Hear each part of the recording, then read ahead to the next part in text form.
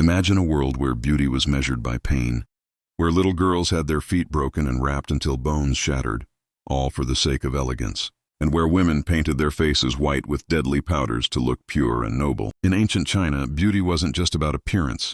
It was about power, class, and control. Behind every graceful step and porcelain face was suffering hidden beneath silk robes and sweet smiles. They called it perfection, but it was closer to torture. As candles flickered in the palaces and music drifted through the halls, countless women endured unspeakable pain to become what society demanded: delicate, pale, and obedient. This isn't just history. It's a haunting reminder of how far humans will go to chase beauty's illusion. In ancient China, beauty was more than just appearance.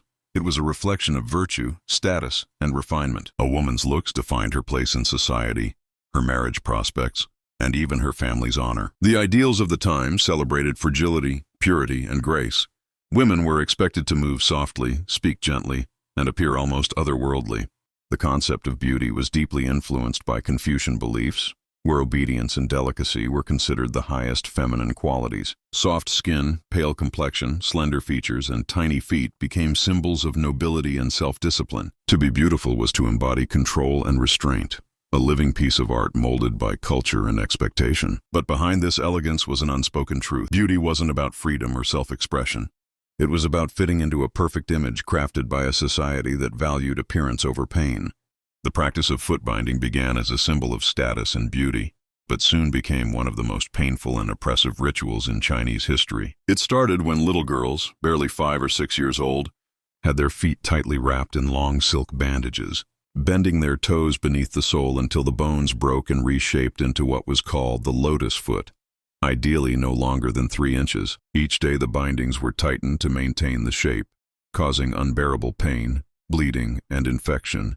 Yet families believed this sacrifice would bring honor and a good marriage. Tiny feet were seen as elegant, erotic, and a mark of refinement, while unbound feet were considered shameful and unworthy. Women learned to walk with a swaying, delicate motion that was celebrated as graceful, though every step was agony. The custom became a symbol of social class and control, limiting women's movement and keeping them dependent. Beneath the embroidered shoes and silken robes, the beauty that society admired was built upon suffering, silence, and centuries of shattered bones, all in the name of perfection. In ancient China, pale skin became one of the most desired symbols of beauty and status, a reflection of nobility and refinement that separated the elite from the laboring class. Women went to extreme lengths to maintain a ghostly white complexion, believing that fair skin represented purity, grace, and high virtue. They avoided the sun, carried parasols, and applied powders made from crushed pearls, rice flour, and even toxic substances like lead, to achieve that flawless pale glow. This obsession was deeply rooted in the belief that a woman's worth and class could be seen on her skin.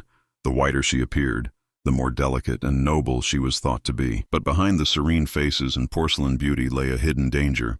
Many suffered from poisoning, skin decay, and illness caused by the very products that promised perfection. It was a silent competition where health and identity were sacrificed for the illusion of purity, and where natural color became a mark of shame. The pursuit of whiteness was not just about beauty.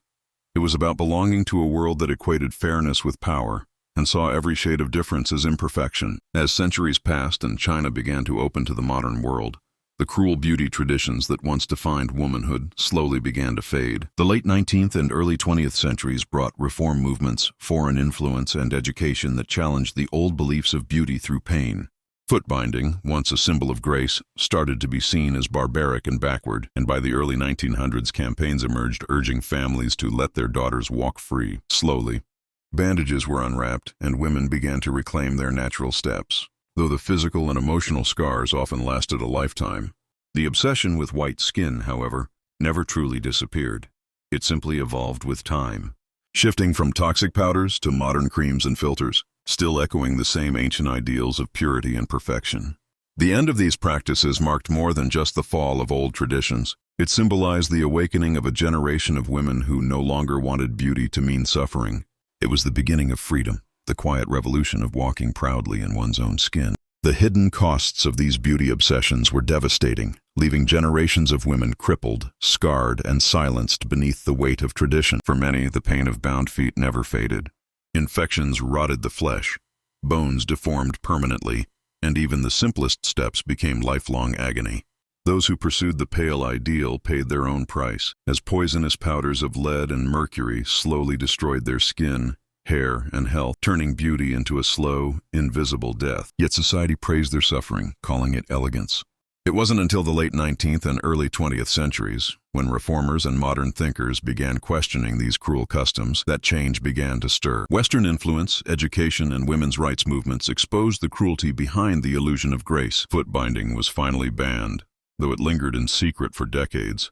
While skin whitening evolved rather than disappeared, its legacy now reborn through modern creams and filters. The rituals faded, but the mindset that beauty must be earned through pain still quietly survives, echoing through time as both a warning and a wound. The legacy of these ancient beauty obsessions runs far deeper than physical scars.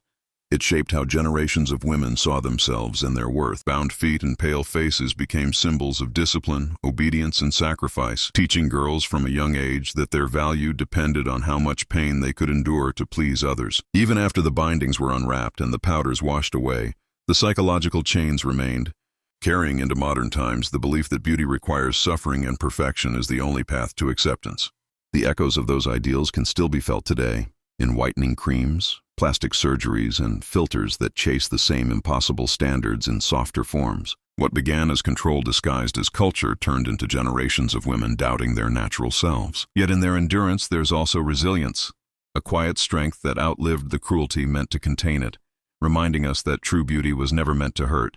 It was meant to free. For centuries, the women of ancient China carried the weight of beauty on their shoulders. Feet bound in pain, faces painted in poison, and hearts silenced by tradition. They lived in a world that called their suffering elegance and their sacrifice perfection. Yet beneath every fragile step was strength unspoken. Today, as we look back, their stories whisper a powerful truth. Beauty was never meant to be a cage. The soft cries behind palace walls, the broken bones beneath silk shoes, and the pale faces hiding sorrow all remind us that true beauty is not born from pain, but from freedom, confidence, and self-worth. The women who once suffered for acceptance have become symbols of resilience, teaching us that the most radiant glow comes not from powder or perfection, but from the courage to be real, to walk freely, and to embrace oneself without fear.